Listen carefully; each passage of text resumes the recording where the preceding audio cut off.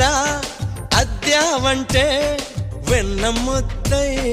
పోదా వజ్రం నీ ఛాతి విఖ్యాతి ఆ తెలుసులే